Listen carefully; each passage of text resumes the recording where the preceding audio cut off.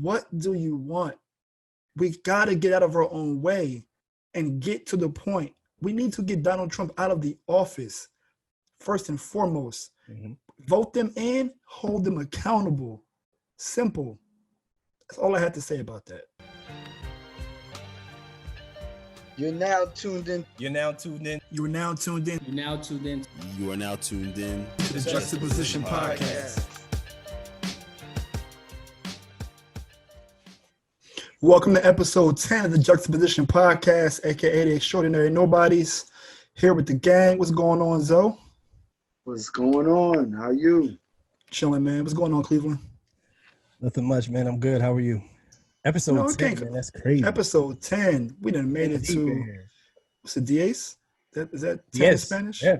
Yeah. 10 for the founders. That means yes. Okay. So, see. Okay, I see what you did there. I didn't even peep at first. My bad. Out here, boy. KV, what's good? What up, though? What's going on with y'all? Chilling, man. We might as well just roll on into. Before I start with everything, I'll just say I'll touch on this in a minute. I'm gonna say shout out to Black women. We're gonna start there. I think that's a good place to start. There's a lot of commentary that I want to get to in a minute, but first I want to start with how y'all weeks were. So, Cleveland, how was your week?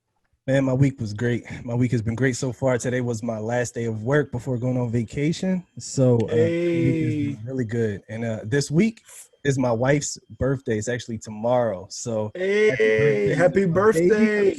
And yes, we're going to turn up a little bit for the next few days, but it's a great start to my vacation for sure. So I want to make sure I got the plans right. First class flight to the living room? Hello. Absolutely. First class flight. I hear birthday splash. I'm trying some different stuff, man. It's like splashing ways to like. Well, listen, I need to work on my legacy for sure, but it's some work on my legacy. All right. There's some different things I could do. I've been looking up some romantical things I can do. I got inspired from one of our former episodes prior episodes, we were talking about some things. So I got some stuff planned. I mean, all you got to do is tap in KV. You know what I mean? He just be, you know what I mean, just cuz. KV be next level though. Like his stuff be mad smooth, but he said like it's nothing. Like, yeah, I just got like some gold plated roses, just set them in it. I just went and harvested some shrimp and I cooked it for her. That's that man. You got this. That's 406, man. They both do that shit, man. James be like, yeah, so we just got back from Baghdad and did a little Baghdad. We went to see firsthand. Like, nigga, what? I don't know, man. I don't know. That's 406, man. Now I'm gonna tell Cleveland, just keep it simple, man. Keep it simple. Whatever you do, just put some thought into it, and it'll pop. Candlelight dinner like VAR every night. Some I mean, but it's stolen. That's in the household now. Yeah, right. We eat dinner bag Alexa. Yeah. Play R&B. Alexa, play Brandy. That Brandy album is all right. But what I was gonna say, I mean, Cleveland's he's a thoughtful guy. I'm sure that whatever you deliver to your wife, that she'll be thoroughly satisfied. So, but yeah, KV, how was your week, bro? Pretty good. Just keeping busy, juggling a little bit, and I got to shout out my wife for being a super hostess. As we Black women, as in the mention, keep that flowing.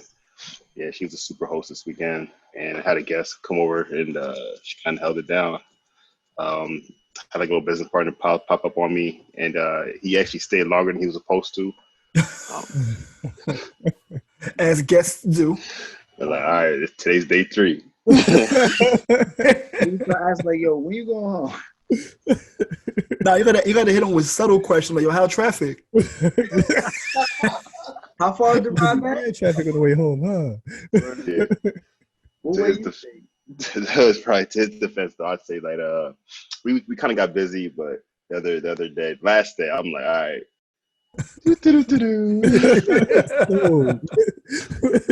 It's all love though, but she was accommodating. She was helpful. She didn't complain out a bit. Made breakfast, lunch, and dinner. That's dope. I was kind of cool for that. Yo, shout out to Mrs. V though, because she definitely is like very hospitable. When I went out there, I don't know what I was out there for, but me and Kev, we went out, whatever, and then Kev had like a appointment the next morning, like bright and early. Yo, but when we first got in, we went out, we came back, yo, she had the air mattress already set for me, everything. I'm like, dang, yo, Kev, you got a cleaning lady in here or something?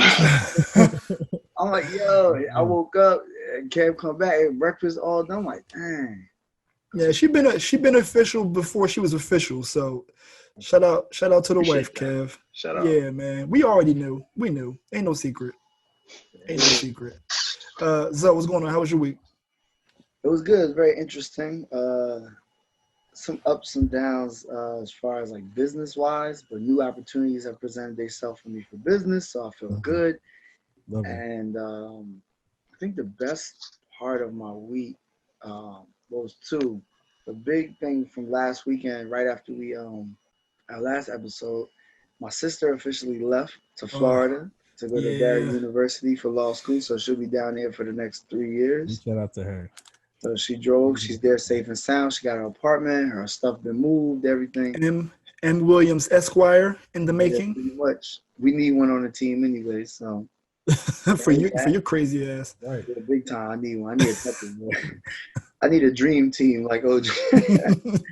And then on Sunday, my arguing actually paid off. So I had a 2-hour argument with the people at T-Mobile because I was being charged for 10 months, something I didn't notice.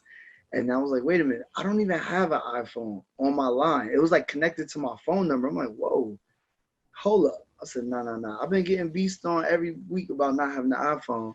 And I've been getting charged for one the whole time. I was like, nah. But you misinterpreted this. This is the universe telling you to get one. Stop blocking your blessing. Stop blocking your blessing. That's the thing. I might, because the blessing was me arguing for it. So they wind up crediting me back $500, which is like, hey, wow, I could put that on something. You feel me? Like, but is it like store credit or is it like cash? Because I hate store credit. Like, don't give me credit to a place I'm bringing something back to. I don't know how that works with your cell phone bill, but either way, like I'm gonna tell them, look, apply it here. Man. I don't care how you do it, cash me out. Get a car and then I'll reswipe. I don't know, but facts. I'm using it on something on a phone related item. So. That makes sense. So for me, my week was interesting, very good, but interesting. So like towards the weekend, I was just feeling like low energy. Like I didn't know what it was. So my girl was like, all right, she took initiative and she's like, we're gonna have a spa night. And I was like, all right, okay, let's do that. So, you know what I mean? Got some masks for the face, some little hand shit that Black one, the charcoal mask? Nah, it was something else. It was like, it came out white, but it was pretty good. So shout out to Shorty for the spa night idea. Also, very important news. I'm 1 year in business. I got a shirt dropping on Friday. I'm wearing the shirt. If you can see the visual, I'm wearing it. I can't show you the back because I'm not getting up out of this chair. But if you listen to this now, then the shirt is live on my site, www.fauntleroy.store, FAUNTLEROY.store. I needed to, get some energy, revamp, and I wanted to celebrate 1 year being in business. So I got a new design. It'll be up Friday a.m., 5 a.m. Eastern time, 8 a.m. Pacific Standard Time. So that's something I was excited about. And on the work front, I had a really successful program that went off. I got like a 98% customer satisfaction from the people that watched. So I was really happy. So so the week has been pretty good for me. What time? What's the times on that? Is it what? Is it 8 a.m. Eastern and 5 a.m.? 8 a.m. Pacific Standard Time. Oh, okay. And 5 a.m. Eastern. 5 a.m. Eastern. The shirts will drop. Yeah.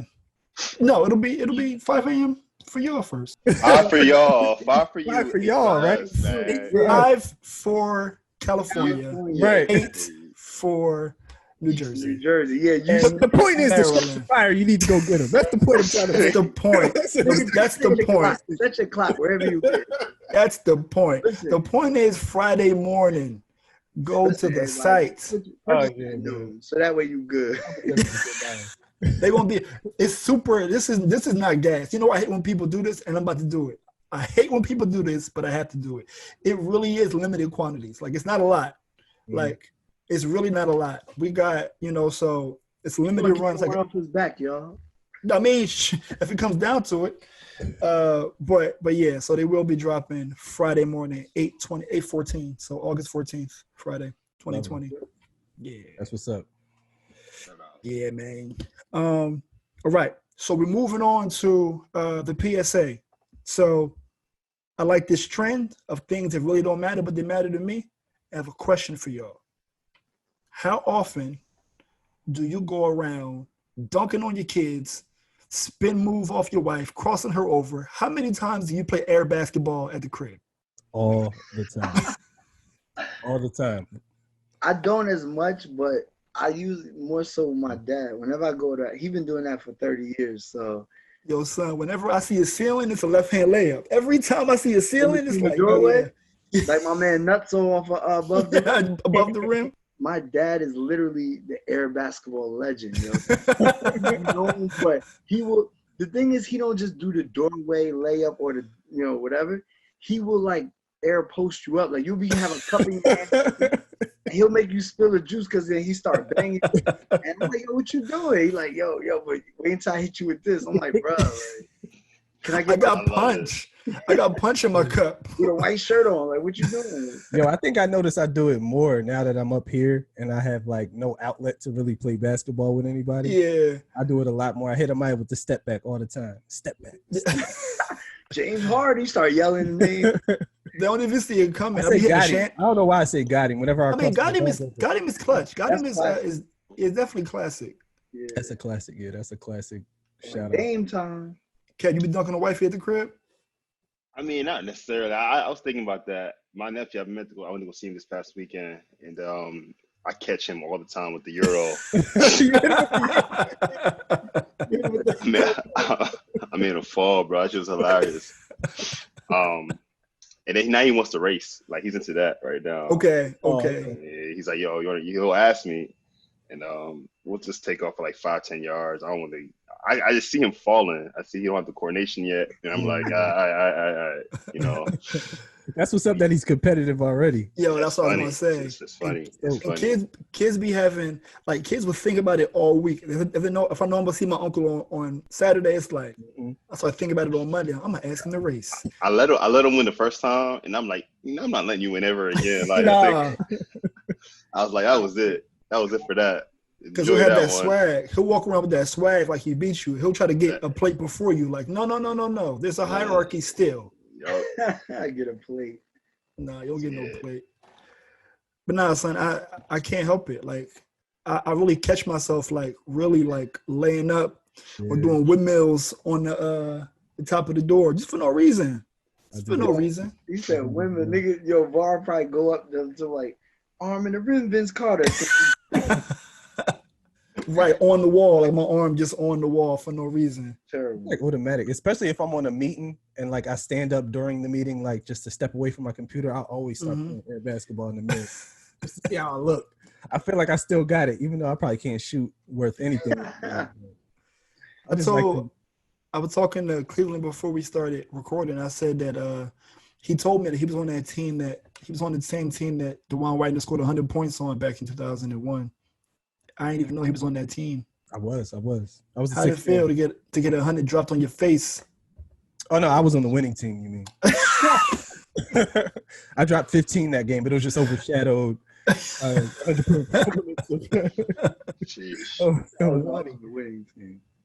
Nah, I can't let my boy go out like that. That was a lie, people. That was a lie. All right, so this part is a bit unscripted. I'm about to just give you my thoughts. This has been on my heart for like the last, 36 hours. And I just thought like this. I told y'all, shout out to black people. Shout out to black women. I mean, and the reason why is because Kamala Harris has just been named the vice presidential nominee for the Democratic Party. And whereas this should be a joyous occasion, and it should be an opportunity for us to celebrate and to, rejoice that change is on the horizon. I'm consistently met with people who have so much negative to say And it's like, what do you want, bro? What do we want? Do we want change, or do we want a good look? You know what I mean? Like, people are not just voting for Joe Biden and Kamala Harris. You're voting for multiple positions and on a senior level, including Secretary of State, including Secretary of Education. Get Betty DeVoe out of here because she doesn't know what she's doing, sending these kids to school nationwide with no real plan. Additionally, the Supreme Court is up for grabs. So there are so many multiple layers, and people continue to want to focus on her prosecutorial record when she was a DA. First of all, half of the people who have something to say can't spell prosecutorial. Don't pronounce it.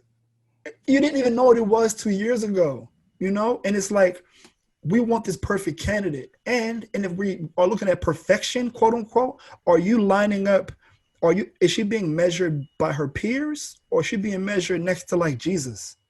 Like, do we want perfection from a candidate? It's never going to happen. If you're a politician, you have a record, and that record may be up for scrutiny if you ever go for a high public office, because you may not have agreed with some of the things that, you know, the public may have wanted you or thought that you should have stood for. There's a lot of things that need to happen in order to make things happen. And that doesn't mean that we're ignoring the things that Kamala Harris has been accused of in terms of, you know, locking up an exorbitant amount of black men and black women, or brown men and brown women, in her time as a DA of California. But her job literally was to lock people up. As the DA of a state, your job is to put people behind bars. So I'm sure there's a lot of policy that she could have done better with, but I just want to lead with this. What do you want? We got to get out of our own way and get to the point. We need to get Donald Trump out of the office, first and foremost. Vote them in, hold them accountable. Simple. That's all I had to say about that. I'm with you, though. I agree. I think the problem is that they don't know what they want. Like, we can't have it both ways. And we're always harder on ourselves. The way we let all these politicians just lie, blatantly be racist, and when nobody says anything, but then when it's us, same thing happened with President Obama. He got there, and obviously his hands was tied a lot, and we still act like that never happened. Like, his hand, like, he literally was like Damon Stars coaching on Jordan's team. Like, how's that? It's not gonna work. You know what I mean? Like, it doesn't. It's people forget that. They think like he just has this ultimate power, and maybe it's because like he followed the rules. Obviously the guy we have now just breaks all rules, laws, and powers. Lawless. It looks like, oh well, why didn't he do that? Because that's not what's supposed to happen anyway. Like, this is an anomaly. So I think the same thing goes for Senator Harris and DA. Like, they forget, like you said, her job was that. So like, would she even have her job and be successful if she just let everybody off? That doesn't make any sense.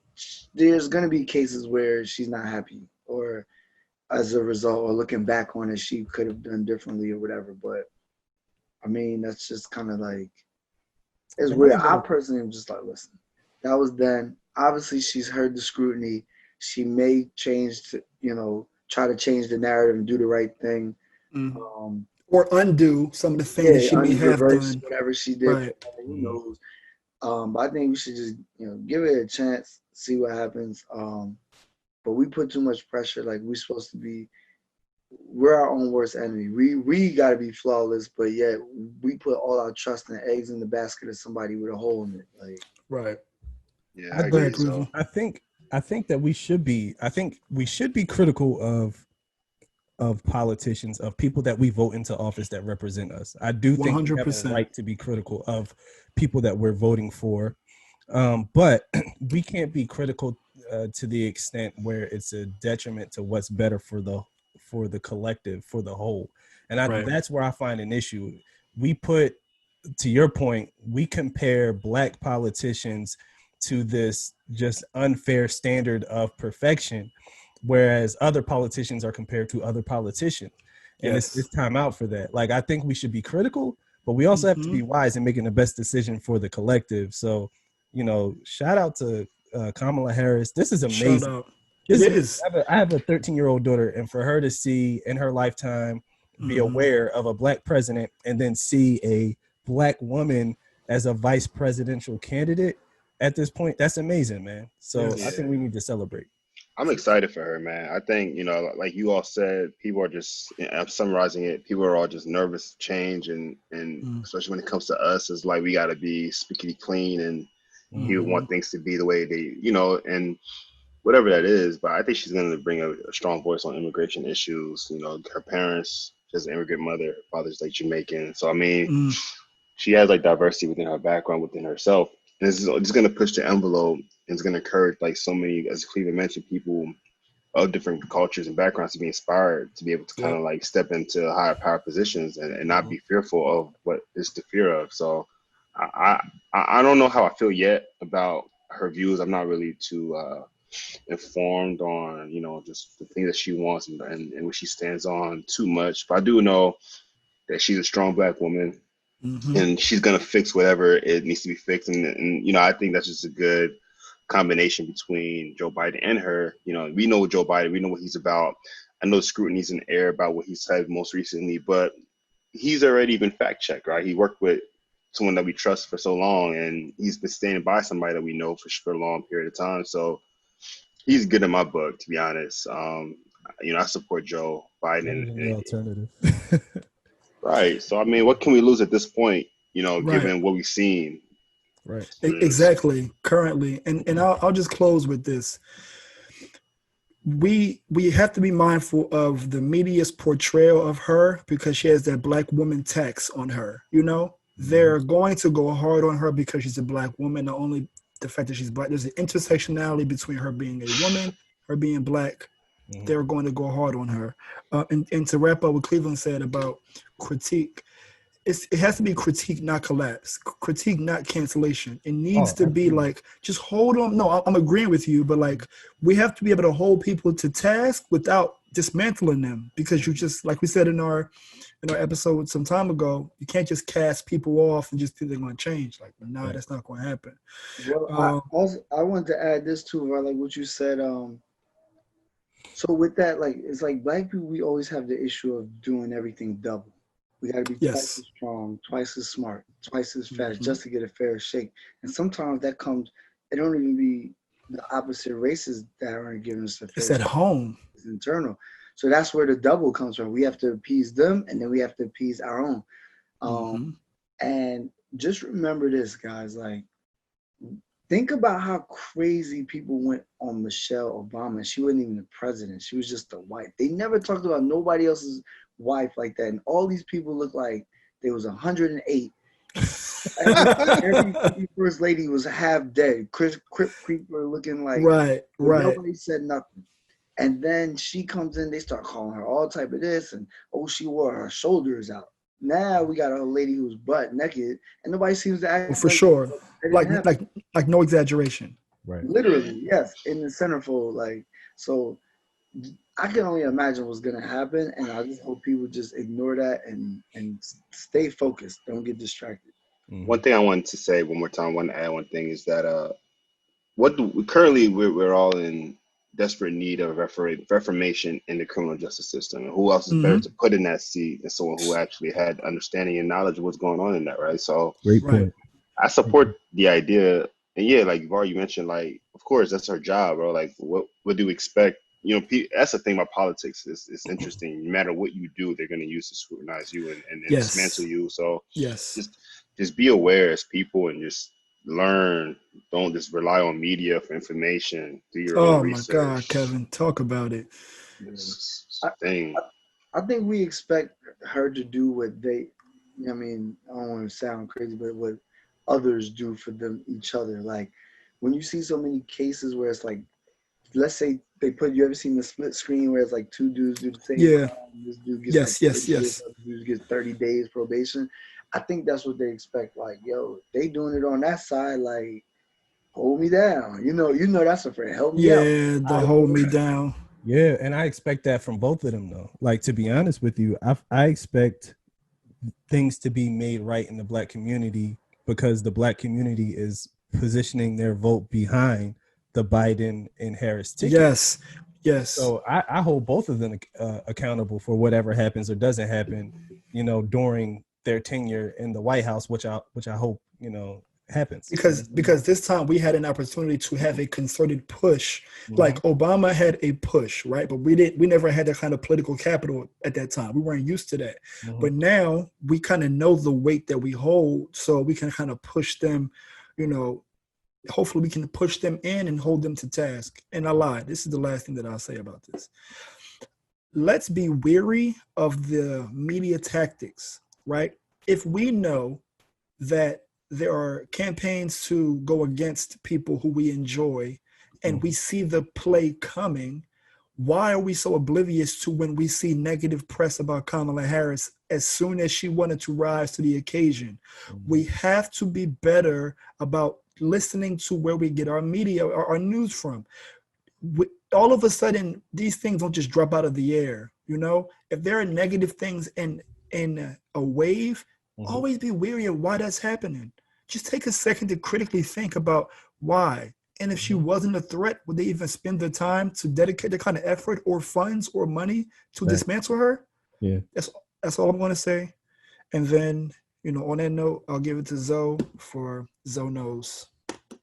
Well, to piggyback off of Zoe Knows, obviously newsworthy, presidential candidate Joe Biden announced that Senator Kamala Harris would be his VP running mate, which is a big deal. So that's what led to what we were talking about before. Congratulations to her. Obviously, we need a change. The more things are trying to stay the same, they are changing. First Black president, now we're gonna have first female in a higher office like that. So she's covering both female and Black. And she AKA, which is kind of fire when you think about it. Is that like actually? And she went to Howard. Okay. Yeah, she's a K for sure. I didn't know if that was like just jokes on the ground. No, that joke with the dude strolling is very hilarious. I didn't know that she really was. I thought that is funny, but she is a K for sure. Okay, shout out to her. And the K's out there. Next we have something snippet quick. Like Agent Orange obviously says he wants to be on Mount Rushmore. I thought that was the craziest thing. We don't even have to respond to that. I just like one of those things where y'all just let that marinate, let it bounce out of bounds. How he think he could get on there prior to Barack Obama being on Mount Rushmore is beyond me, but okay. Like the guy's nuts. So they can't even chisel rocks in a toupee fashion. So, toupee look like in a rock form. You can't flip a rock. Yeah. So the second thing I saw was that it was a weird article. I got like a hit like from one of the news outlets, and it said Black Lives Matter protesters get jumped by pro-cop protesters, like Blue Lives Matter, and this was in Fort Collins, Colorado, right?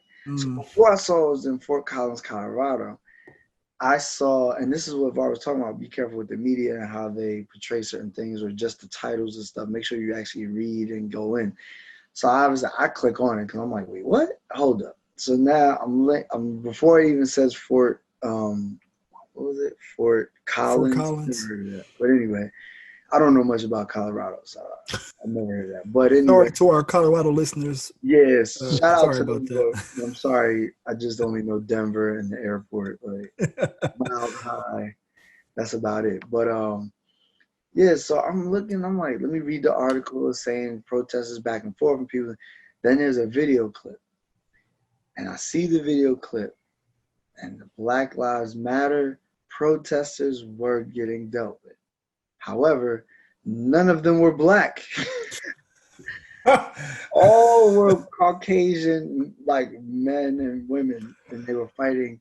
And it was literally like a white-on-white fight. And I was like, I mean, I'm appreciative that Black Lives Matter, like people. But were they on behalf of Black Lives Matter? Did they have signs or T-shirts? How do you know? That's what threw me off. And they had like that kind of like they were masked up. They look almost like the same people that was fake vandalizing stuff. Like, oh, okay. but they said that. So that's my point. Is like, make sure y'all read and watch every video, because I mean, maybe it's a personal bias. I just don't see us getting rolled out like that. So I was like, what the hell? And then as I'm looking, I'm trying to see like, oh no, nobody here is black. So I'm like, They could all right, that's a jaded story. Like, all right. Nah, son, I'm with you. They could have been legit Black Lives Matter protesters. They could have been. That's what I'm saying. I see most of the people at the Black Lives Matter protest. I'm in Boston, but most of the people at the Black Lives Matter protest were white. That's because most of the people in Boston are white. But I'm gonna need them. I was surprised at how many there were. They will get rolled out. Like, don't take the para off. Like, like, like you know, like you're not supposed to drink with your letter. Take your shirt, like your letter off. Like, can you remove your sides? Put your sides in. Can you remove your BLM paraphernalia if you get punched in the face? Defend yourself. Yeah, if you get caught and start stumbling, like take that off on the way down. Like, yo, and I hate the whole concept of the fake. The opposite of Black Lives Matter is not cops' lives, not that don't matter. Like, we anti-cop, right? It's not anti-cop. Blue lives matter, period, because you're not born blue, fool. Not only that, the protest is about people who are not being held accountable for killing black people. God forbid a cop gets killed, whoever is responsible for that is going to get dealt with. Correct. So it's not the opposite. Like, that whole concept is just such an anti-protest, a way of not talking about the real topic. It's to shut you up. That's what that is. Something you said maybe a couple of weeks ago, Cleveland, about the distinction between Black Lives Matter, the movement, and Black Lives Matter, the ideology, is if you don't agree with Black Lives Matter, the organization, because their mission is a little, so it misses the mark a bit, fine, cool. But that doesn't mean you can't align with the motto, right. Black Lives Matter. Like, we're saying that I'm not repeating. We know what this shit means. What it is. All I'm saying is, if you are on, and this is something else that a lot of us are having a difficult time with.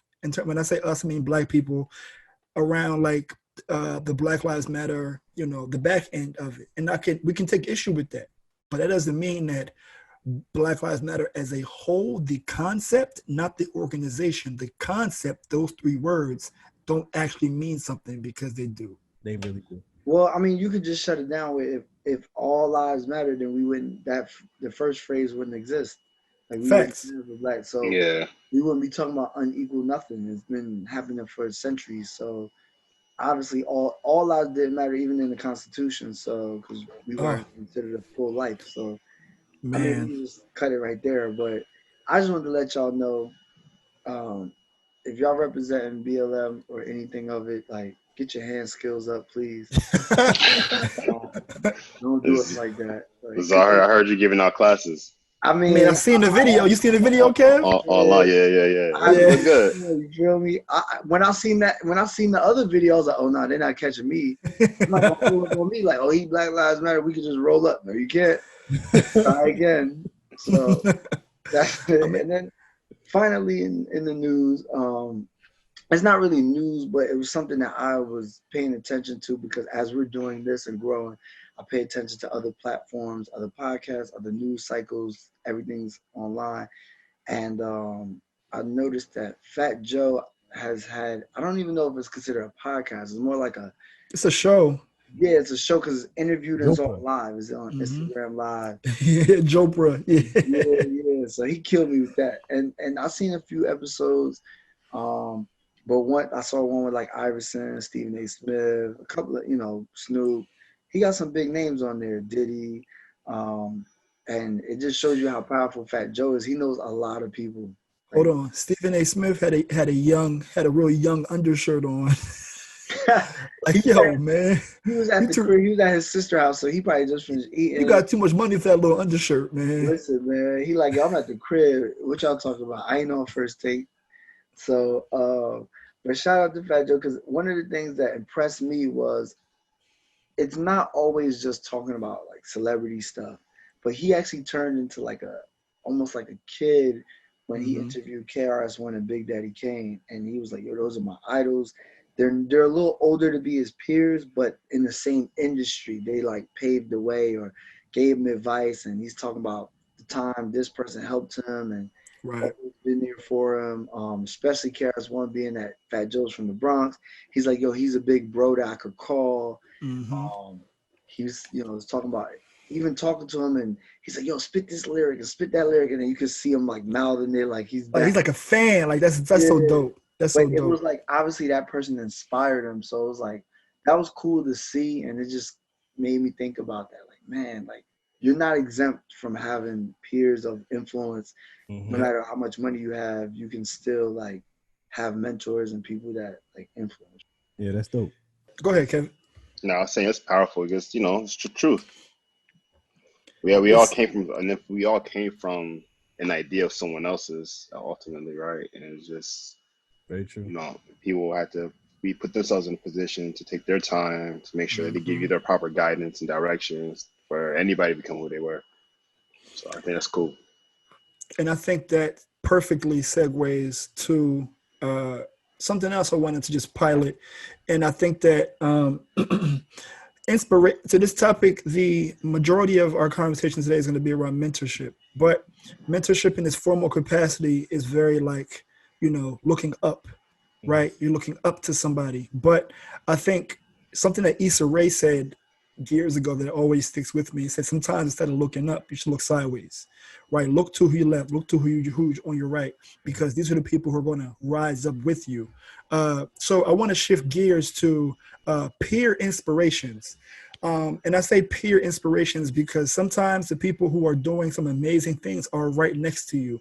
And whether you are in the same industry as them or whether you are, that's your family, that's your friend, you're observing, I want to take some time to highlight and shout out a couple of people, each person. I wanted us to go around and just highlight a couple of people who are your peers, who inspire you, whether it's directly, indirectly, and I want them to have that audio affirmation, if you will, so they can kind of hold on to this and, So Cleveland, I'll let you go first.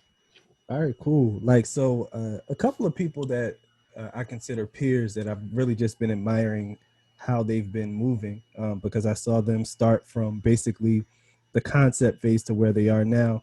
One of them I met more recently within the last 5 years. His name is Kelvin Michael Jr.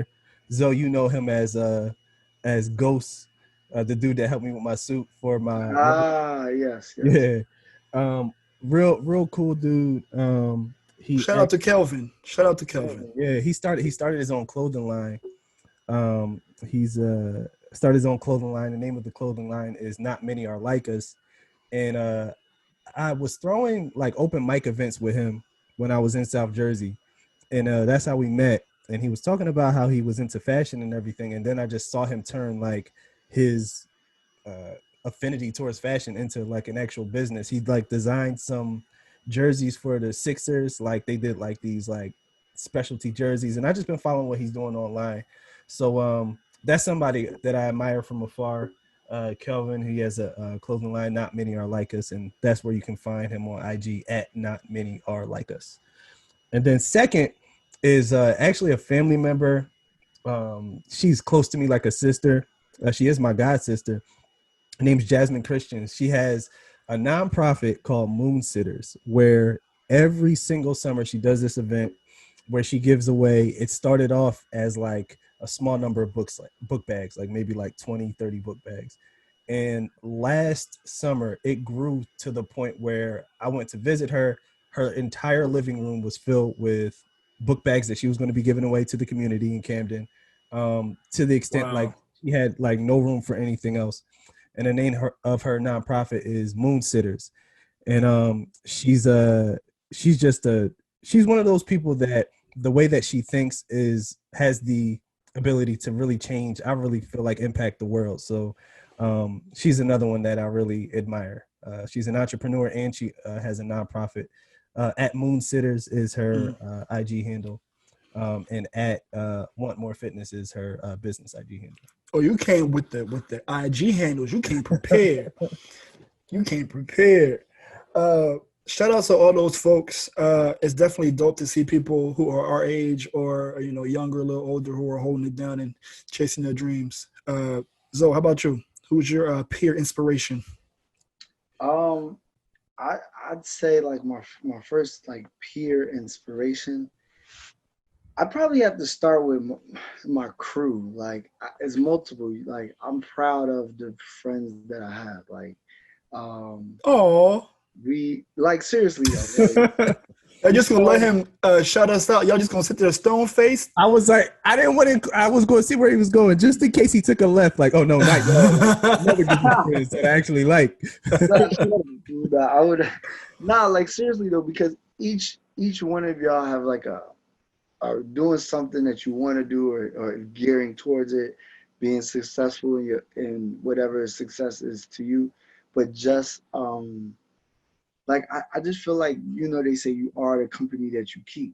Mm-hmm. So it is an influence, and I think the competitive nature of all of us, it makes me want to do better, do something stronger, go take it to the next level. How can I do this? Like, right. It's like you're challenging yourself. exactly. So like, it's for different things. So like, for me, let's say like parenting, like obviously like Cleveland, because he was a single parent for so long, and I'm like, yo, I'm a parent and I'm not a single parent, and I'm like, yo, this shit real. Like, right.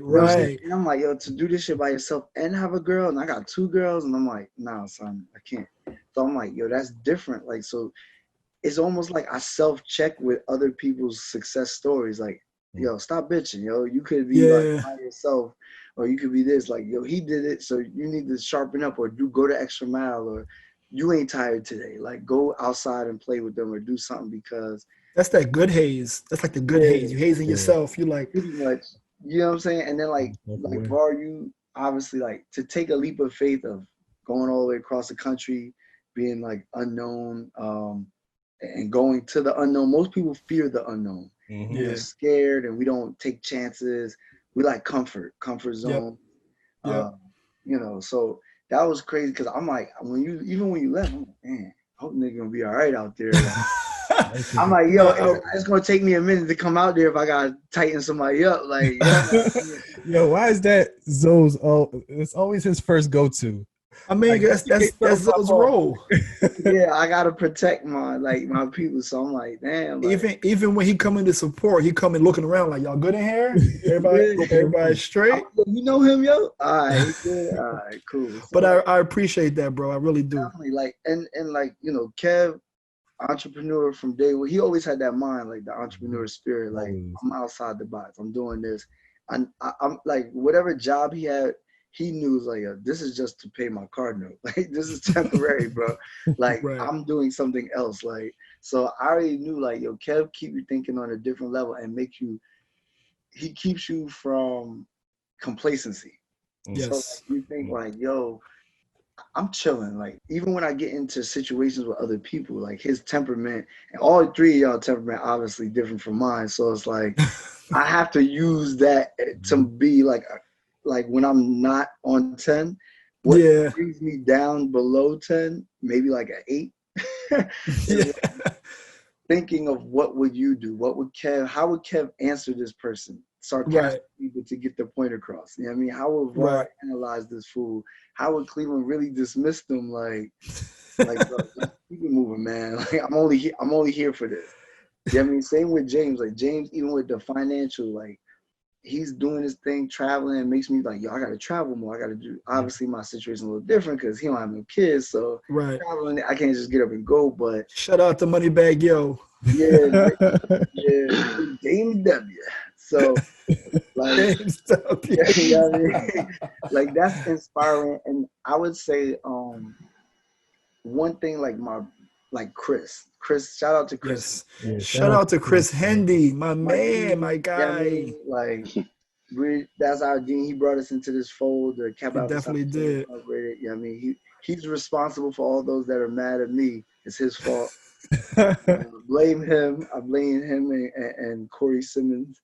And Trying to hold government just in case, yo. Yeah. Just in case the feds is watching. Let me get a hold straight. I mean, but like for them, and Corey better hear this too. You better hear this, Corey. Yo, Right. seriously, he owed me 10 for like 3 episodes behind. But like Chris was always like the model of like the way you're supposed to do certain things. Right? I agree. He got married first and then had kids. I had kid first and then got married. You know what I'm saying? Like he's a professional law enforcement. He does certain things that's like, he bought the crib first. Exactly. You have to draft up like traditional things to do. He actually like followed the blueprint to like So I'm like, dang, I gotta get on mine, I gotta do this. And obviously he's an older bro. So to me, I'm always just comparing, like, damn, I gotta get there. But it gives me like good drive and determination. It's not like an envy thing. It's more like inspiring. He's literally like an inspiration. I feel you. Yeah, I would say that. And then I mean, obviously the ones younger than us, I'm just proud of them because a lot of them are very successful in doing their own thing. So I would say those are my peer influences. Yeah, that's dope. That's dope. How about you? Well, I wanted to say first, appreciate you for shouting me out, Zoe, live in front of millions of our views. Yeah. All 15 million. All of them. But I do feel the same about the company I keep. It's an amazing blessing for me. I have so many great people around me, and I hope I don't make anyone feel uncomfortable by not shouting them out. But you guys, for first and foremost, like it's just having you guys, and even coming into transferring in, and just the way you guys kind of like just, I don't know, I'm not saying like our bond is something unparalleled to anything I've experienced. So, like people say that, in college are the people you're going to have lifetime friends with, those are the people who are going to be like forever. And it's true. Like we're years in, and here we are, like just rapping with each other on a weekly basis. So you guys definitely inspire me as just being men, Cleveland and Zoe being father figures. And I watch all of that. Like I watch how you guys conduct yourselves. I watch how you guys talk about your children and talk about just the way you guys are. And I listen to all of that. And that's important for me because I like to emulate greatness, to be 100% with you guys. But I'm going to have to start with my wife. And the reason why I have to, not because shout out. Yeah, she has inspired me since the first day I met her. And one of the things that kind of really inspires me is just challenge, that when people challenge you and continuously challenge you. She continuously to do that all the time. And like, I'm gonna kind of like go back a little bit with Cleveland, and he said something last week that was very, very empowering about how the Black Panther wear the suit that gets, when he was getting hit, but he just kind of embraces the attack, and then he warps that energy and then releases that. And that's how I feel about me. Like I get attacked, I don't respond in a weird way. I respond in a way where it's meant to be responded with, right? So I take that same energy that's thrown into me, and I kind of process that information, and how do I want to react and respond in the most impactful way, positive way, right? I try to keep that mindset as much as I can. But so she's been a big inspiration. She does great things. She's always been doing great things. And we go back and forth between perspective a lot, but I've been able to try to hear her differences and try to apply those in my own personal life. People that's outside of our current space right now we share. I would have to shout out my, he's like my little brother, man. I've known this guy since like we're going on 20 years of friendship. And yeah, so Dave, shout out to Dave. He's he's doing amazing things. Super humble, super quiet, super big. Super big. It's been a little big brother forever. And like I said, like just there's certain people that God just blesses you with, that you got to keep around you, and you got to continuously appreciate the relationship, grow the relationship, do whatever you can do to make sure you are being just a good enough impact for the people that are impacting you.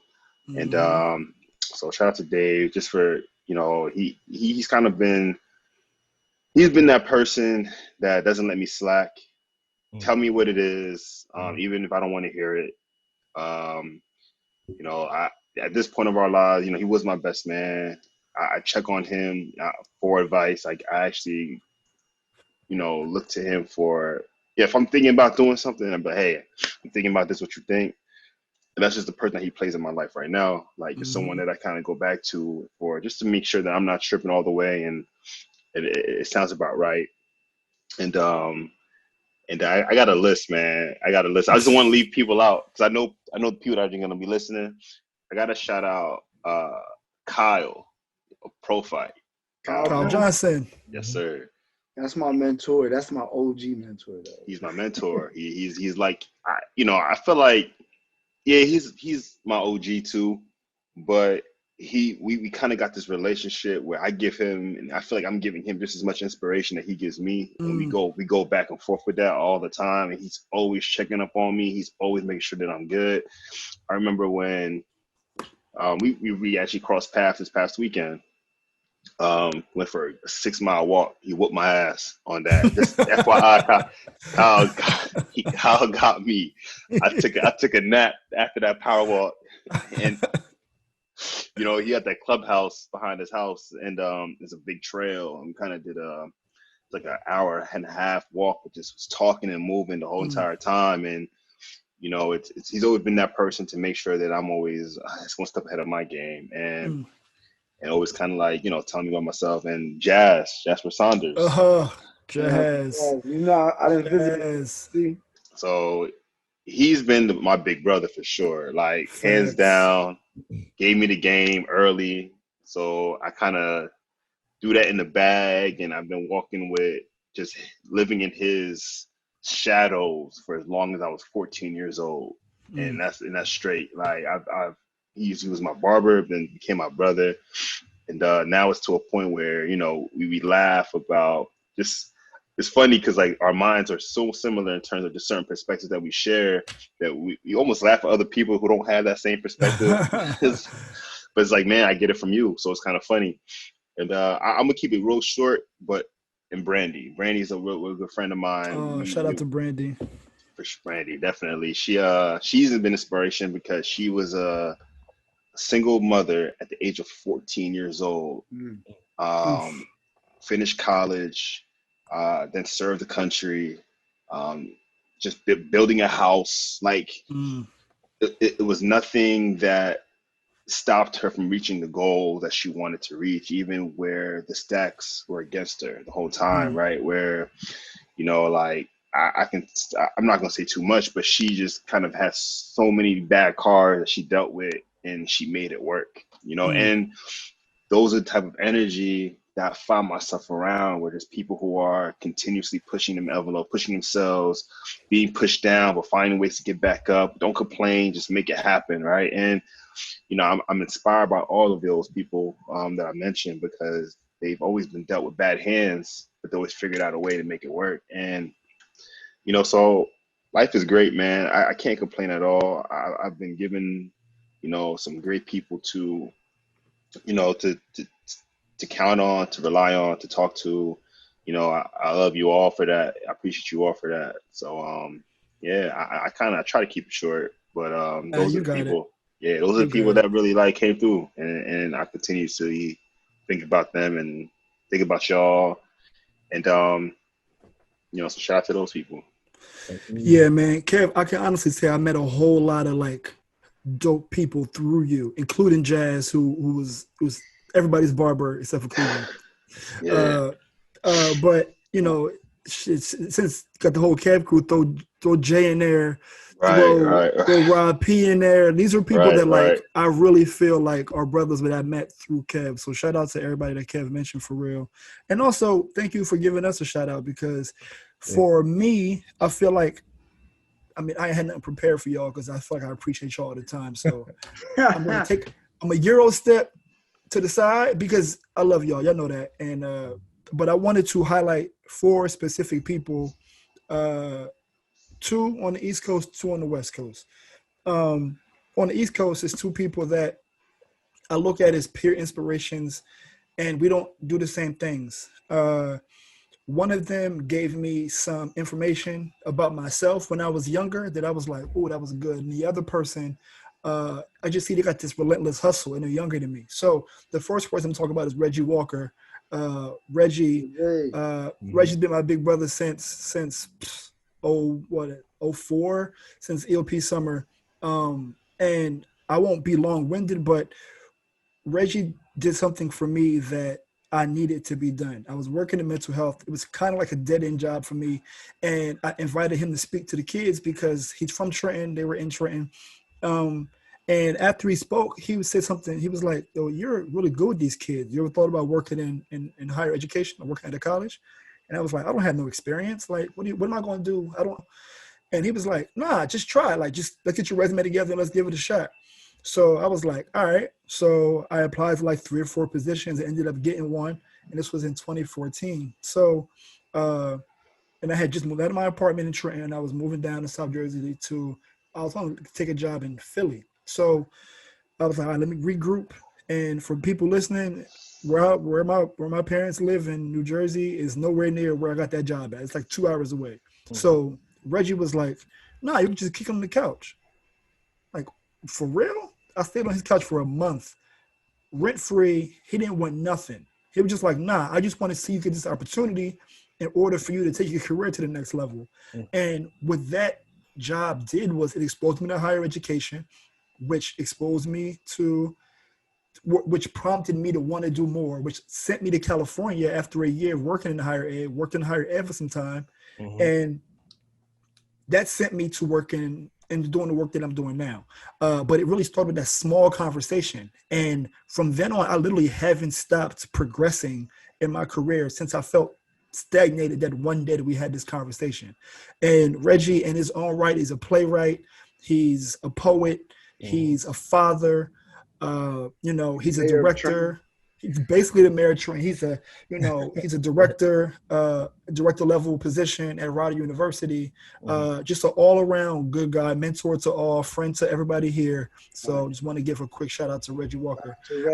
Can I chime in on Reggie real quick too? Yeah, go ahead. So like Reggie, what has really inspired me most, kind of like watching his journey from afar, is we all went to college with Reggie.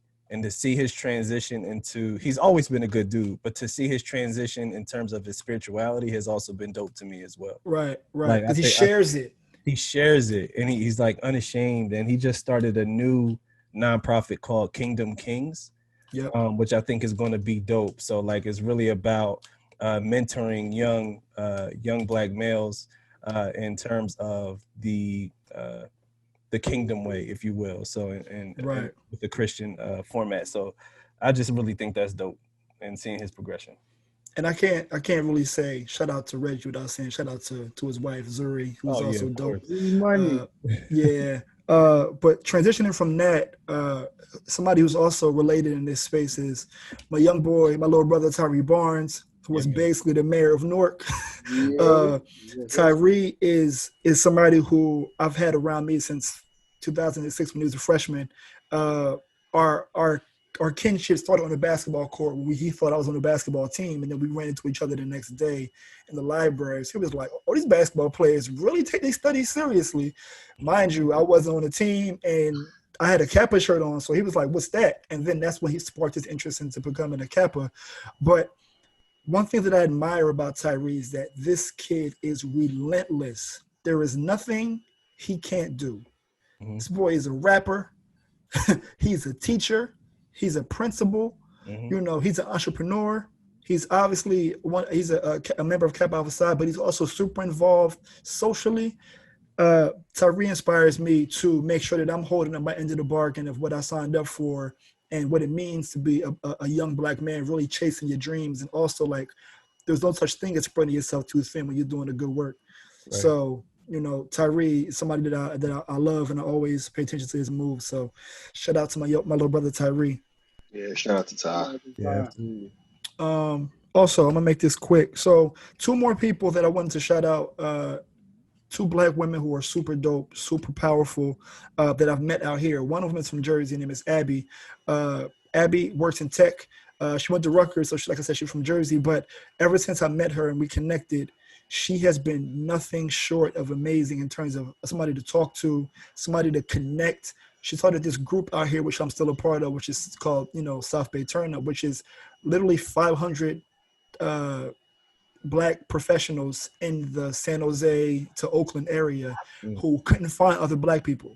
She literally came out here, couldn't find people, started a group, made a community instantly. And from there, I got my tribe of people out here in California. And she's in Chicago now. But she's a hustler. She gets it done. You know what I mean? Like, she sees a problem and she attacks. Like, I seen a message from her on Instagram today that was saying, I want to have a Zoom call about Kamala Harris, because especially the people who got so much to say about her. I'm like, that's the type of action I'm talking about. Like, she really trying to get to it. So shout out to Abby. And finally, another one of my peer inspirations is a woman named Lynetta Smith. Netta is my homegirl. Netta has been somebody that I aspire to have a career like in terms of in tech, because she's so well respected and she moves just effortlessly and she's so knowledgeable. So I'm at the company now that she used to be at for 9 years. Legend. Hear stories about her all the time. But on top of that, she's just such a dope person. For instance, she got a recommendation for this alumni group, and she was like, yo, they asked me about podcasts I listen to. I want to highlight y'all. Is that okay? The fact that that should tell you the character that she has. And she's a stand-up person. And people like Abby and Netta are the kind of people you want to have in your corner. So once again, shout out to Black women. These women have helped me tremendously in my career trajectory from education to Silicon Valley. So shout out to y'all. So go ahead, Zoe. So I forgot one person, and I'm like, I know, and it's really like, she gonna scream on me too. But one person that's definitely held me down countless times, but I've always been inspired by the situation, like the story, which is Alejandra Mondragon. I knew you was gonna say that. That's my homie. That's my big sis. But the reason why is like, Al literally was in high school and through college with like no parents in America. Like, that's right. Imagine you having the parents to run to, or like hold you down with funds or nothing like that. Like, that is different, And then you still make it through college. She had a child early, and then got grad school, got a master's, did big things with Jack Daniels at some point. Was like the multicultural state representative of Brown-Forman at one point.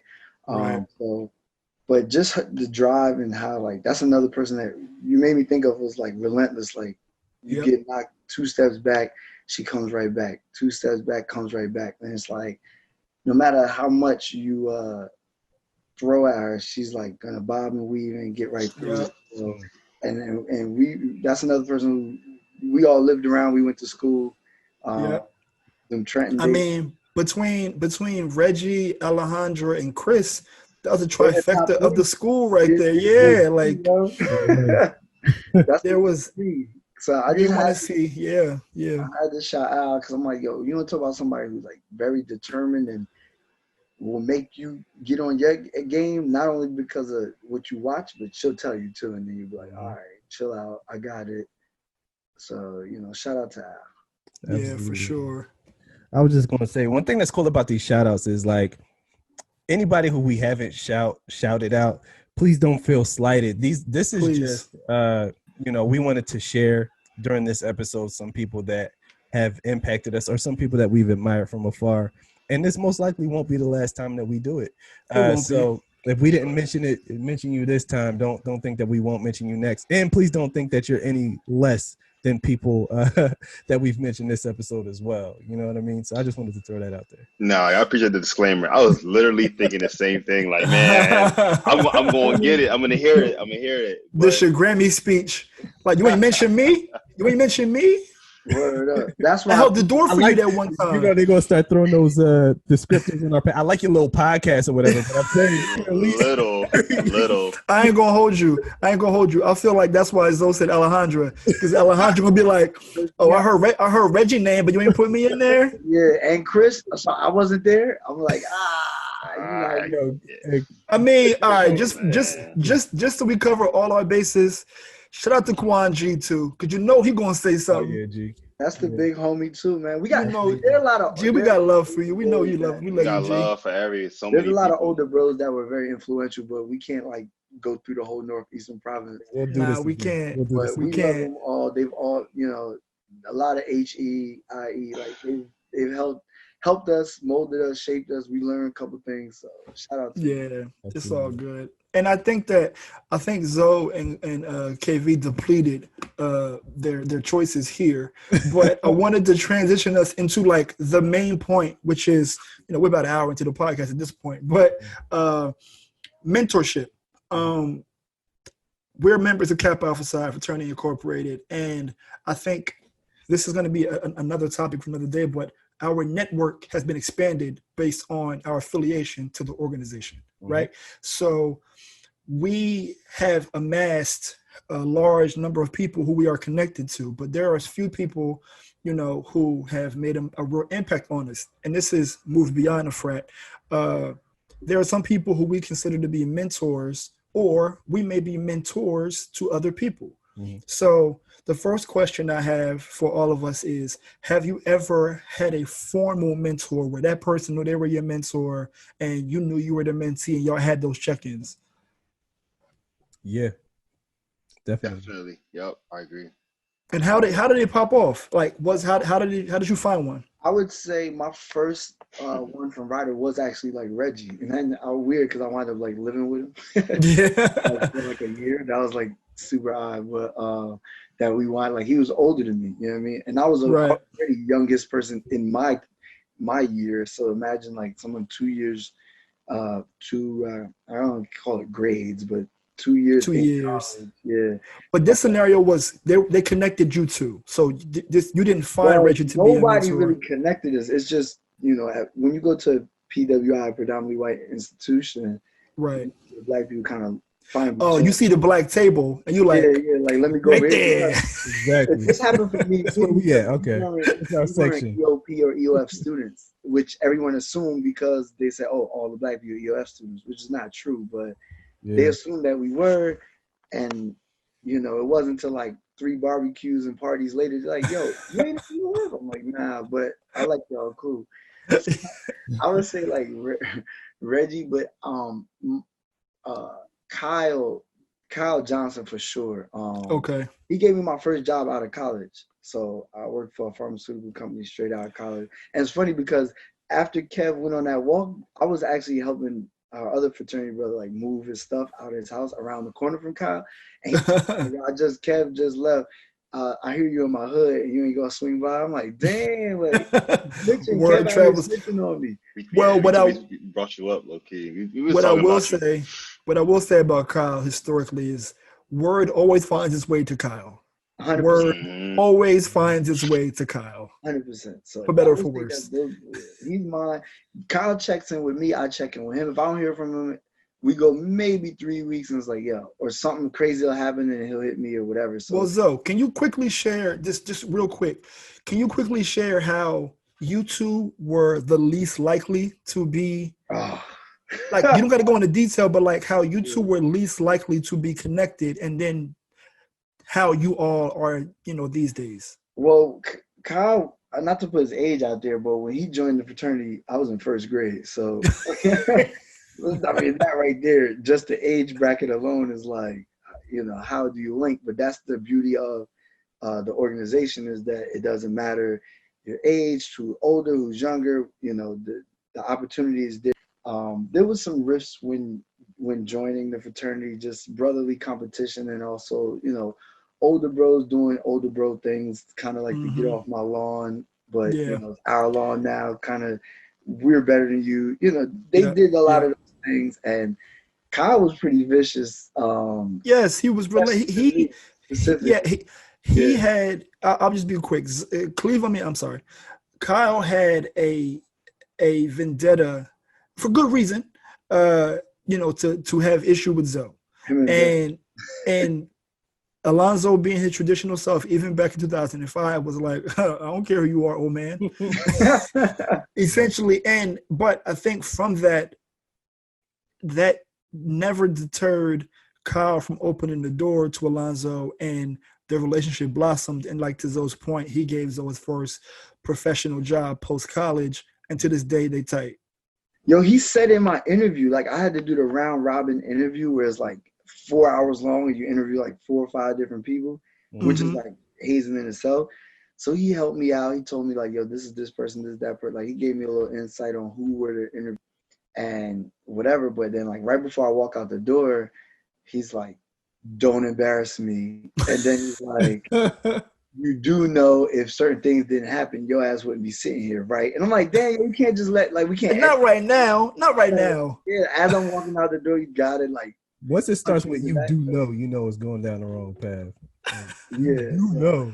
Like, all right. Yeah. So, I mean, it is very odd. And it's almost like if you have beef with somebody and then they become really good friends with you. Right. That's right. pretty much what happens. Like the old school, like, we hated each other, but then it's like, well, I wouldn't say hate. That's a strong word. Yeah, it was just a disagreement. Just a strong disagreement. A lot of disagreements often.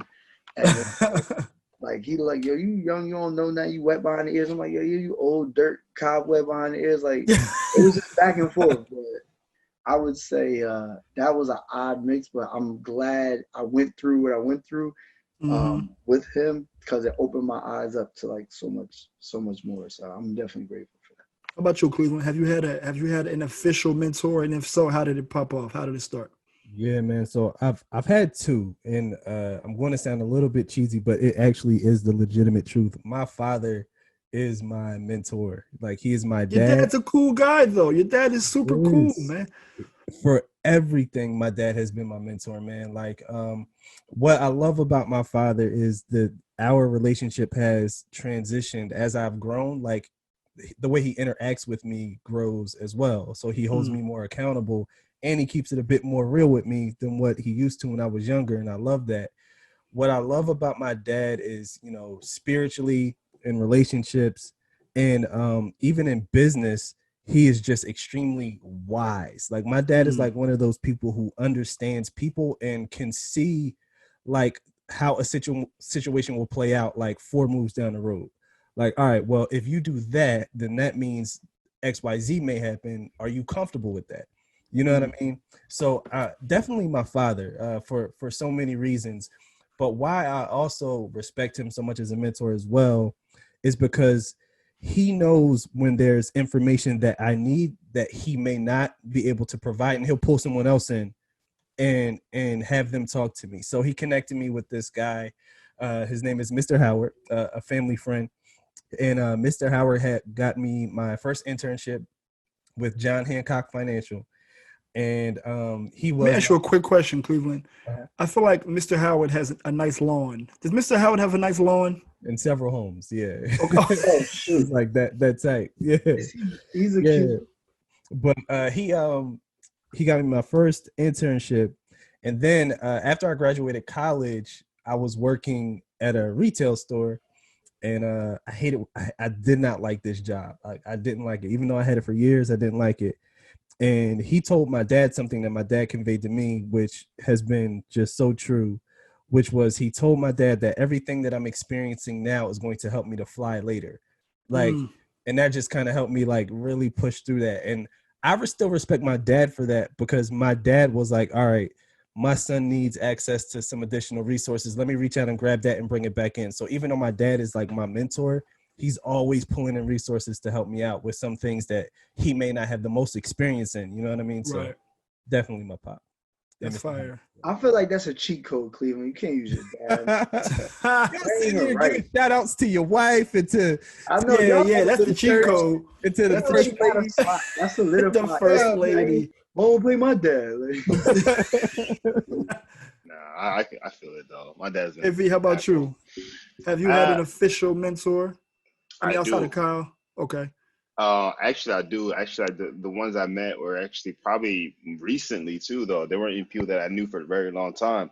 And I think they're the most influential people that are in my life currently, because they're doing some really great things and they're powerful things. And like they, I think what it was for them, they just saw a version of themselves into me So they just kind of like really wanted to make sure that I was doing the right things, and they check up on me. I'm gonna drop Ronald's name. Ronald is Ronald Mitchell.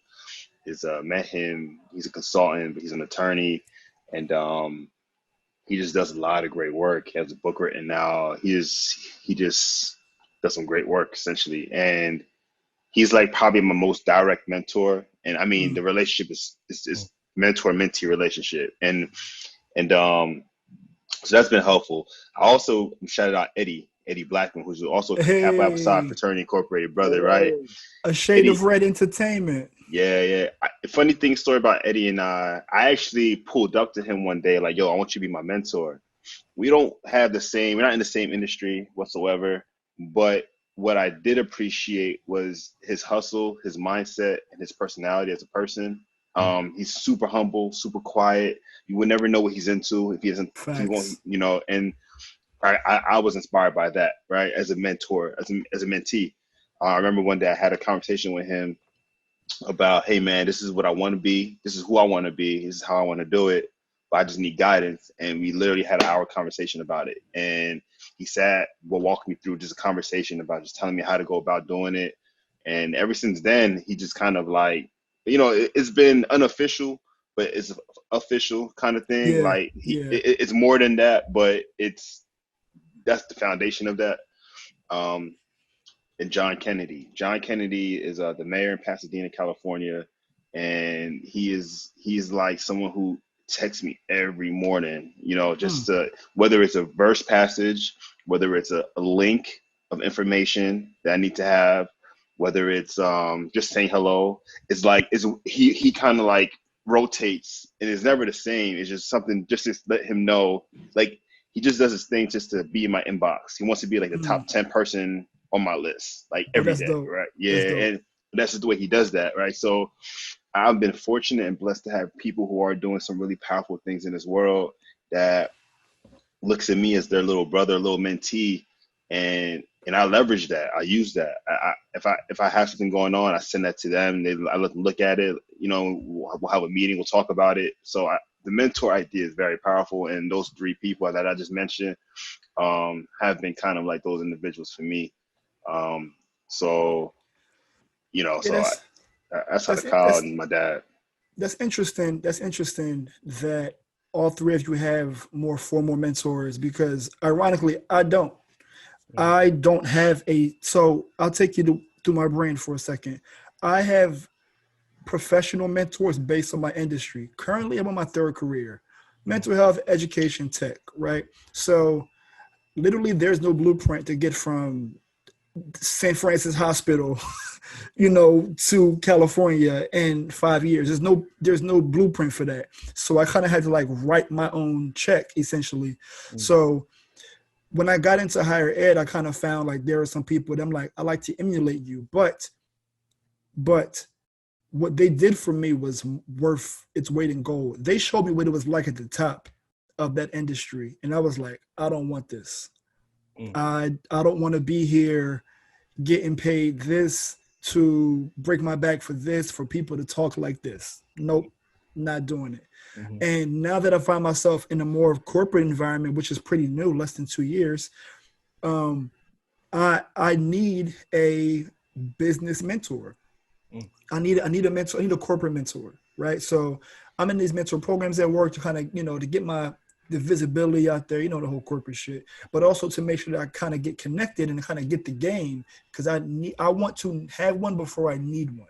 You know what I mean? So, but officially, formally, I don't have a mentor. And even on the entrepreneurship, I don't have a mentor in business either. So like, it's trial and error. Trial and error is my mentor right now. Like I'm just throwing things at the wall, singing with sticks. But what I find, and I'll transition to the next piece, what I find is that where there is no opportunity, you create it. So what ends up happening is I become somebody else's OG. So I begin to find that some sort of other people don't have this tutelage, so I kind of help them. For instance, I know the blueprint to switch industries now. I know the blueprint to move cross country. I know the blueprint to go from 0 to 100 in your career at a certain company in a small amount of time, you know. But because I didn't have those people teach me, I ended up, you know, becoming the mentor. And I like that position because it helps me to inform and guide younger folks, which is kind of what we do, you know, in Cap Alpha Psi anyway. But I wanted to ask, are y'all mentors to anybody?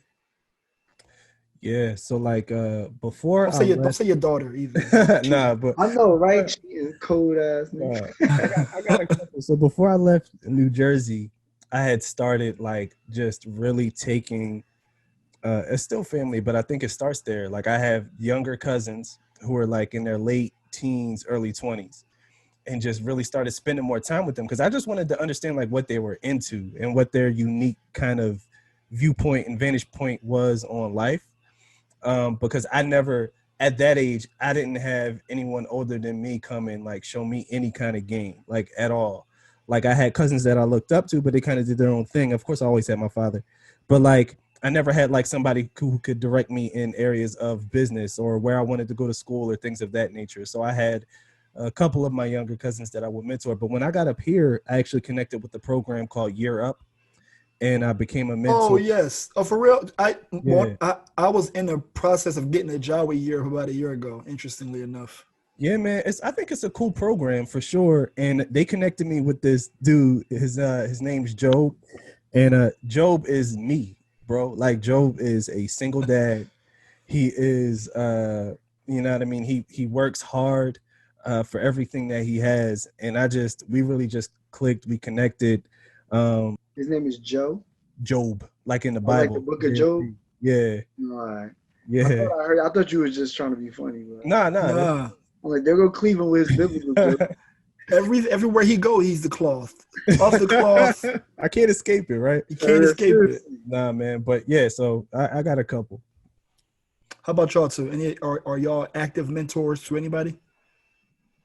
Yeah, I am. I'm not gonna shout them out because they haven't reached my level yet. They gotta. Okay.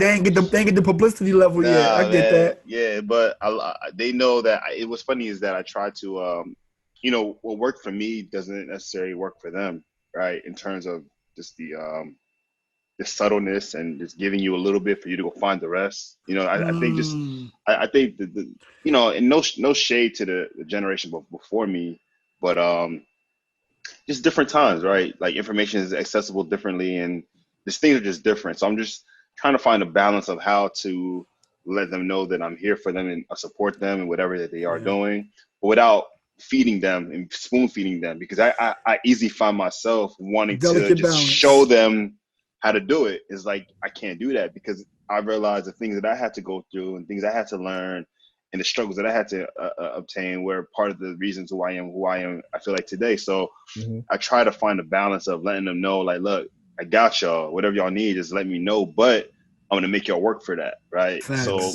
So definitely, you know, this is part of the process, man. Like I wouldn't be who I was if it wasn't for the people in front of me. So it's only right for me to turn back around.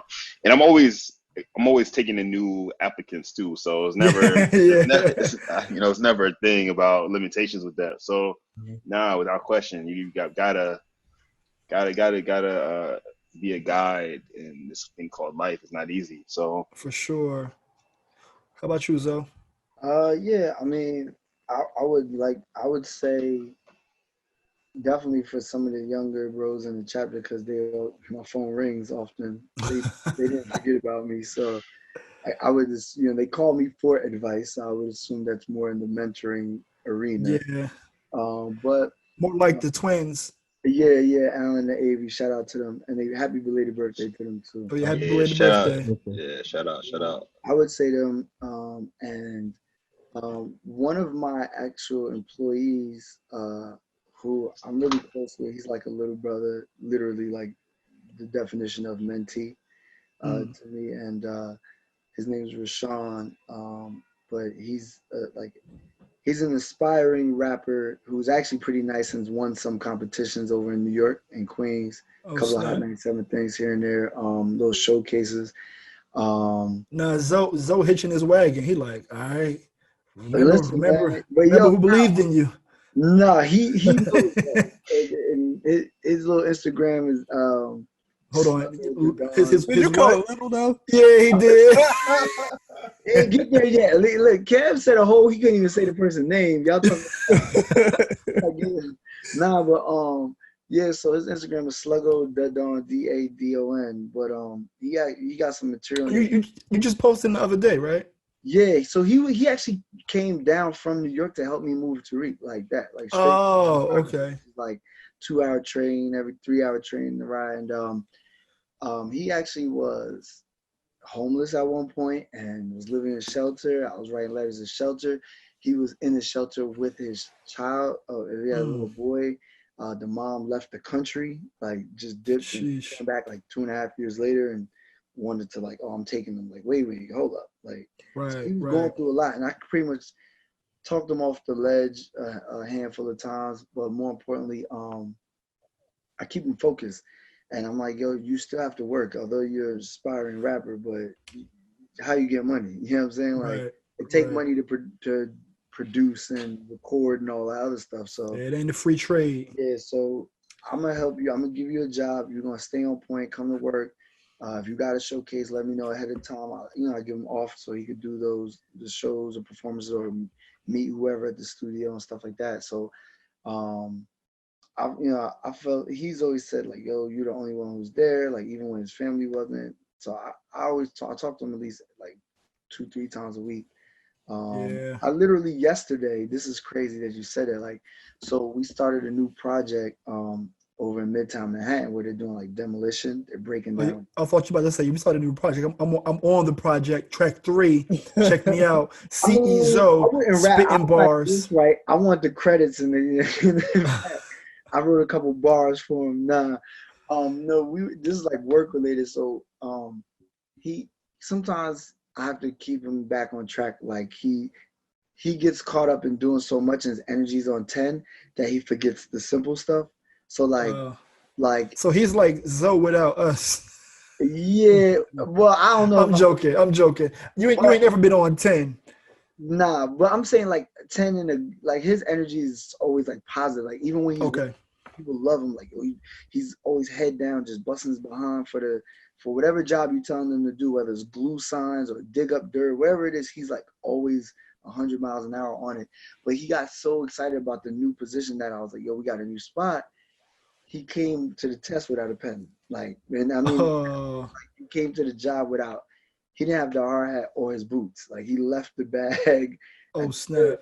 So I kid you not, this is the guy's my witness. I gave him the boots off my feet. And I walked around on Canal Street and bought some flip-flops for like $10, which was overpriced because it was like New York on it. And I'm like, I just wanted some regular. So they sold me the tourist flip-flops for $10.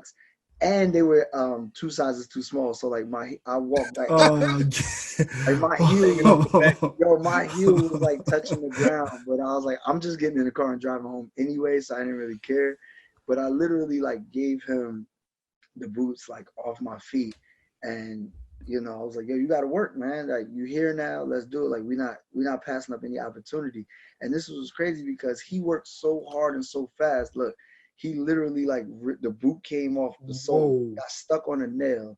Oh, they beat from Brock's too. Yes. So I was like, damn, I ain't really want to give him up, but I know. I was like, yo, it's opportunity, it's money. I could buy another pair later. Like, that's God giving me the ability to buy another pair. But I literally shout out to Sluggo, man. Yeah. So look him up. But that's my little homie. He's gonna make it big one day, but I don't hang with him just for that. It's because he reminds me of me if I didn't have the parental guidance.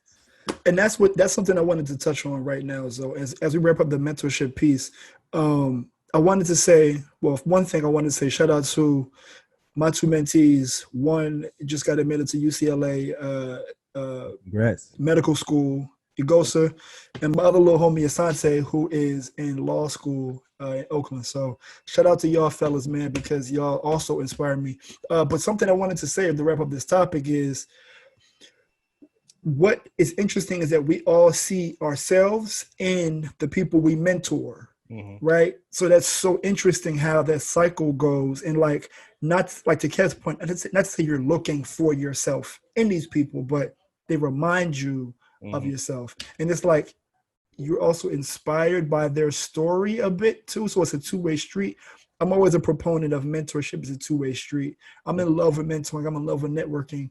So that's something that I wanted to make sure we highlighted. So everybody that we shouted out today, you know, we mess with you. You know what I mean? Keep going, keep grinding. And we wanted just to highlight you.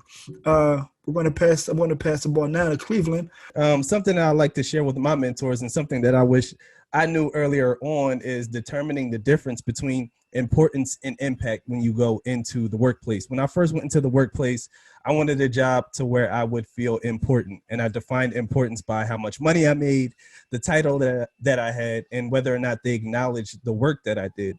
But as I began to work more and more, I noticed that I had very limited control over those things. I couldn't control how much they paid me, couldn't control what my title was, and I definitely couldn't control if they acknowledged the work that I was doing. So I changed my mindset into focusing on what can I do at this job to be more impactful. And the things that I could do to be impactful, I had full control over. I had a positive attitude when I went in. I was on time for work. I was very helpful to other employees who needed help.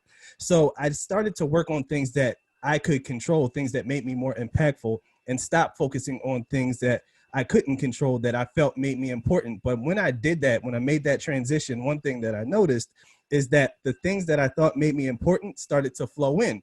So because I was more impactful in my position, it was easier for me to have the conversation about making more money. Because I was impactful in my position, it was easier for me to get job offers in other places where I had the title that I wanted. Because I was more impactful in my job, I got the acknowledgement that I wanted when I was at my job. And the key here is that I started to focus on being impactful, which made me more important to the organization versus trying to be more important, which made me less impactful in my role. So my encouragement, go into anything that you do with the desire to be impactful, and that will make you more important to that organization. And we're talking right now about jobs, but you can relate that to any aspect of your life. You want to be more important in a relationship, be more impactful in a relationship. You want to be more important to your buyers. If you're an entrepreneur, do things that your buyers want to see and be more impactful for your customers. So chase impact, not importance, because if you chase impact, it will increase your importance. If you chase importance, it's going to decrease your impact. Man, man, drop the flex bomb on that. Right? Please. Was that Dame Lillard? Was that 61? Was that 61? Oh, all right. So it's on you to take it home because I mean, it's kind of crazy because it actually he literally just alley-ooped me because it's control what you can control, and that will create the impact. So with that said, we will always every week ask God to grant us the serenity to accept the things that we cannot change, the courage to change the things we can, and the wisdom to know the difference between the two, which will lead to you being important because you've now had a big impact. Amen. Fire. Thank y'all for tuning in to episode 10. We can't wait to see y'all next week. And before I leave, this is why I went first and giving Zoe's best man speech. I'm not following Cleveland. I refuse to follow Cleveland, and I ain't got time for it. So until next week, we'll see y'all later. Peace. Time for the founders.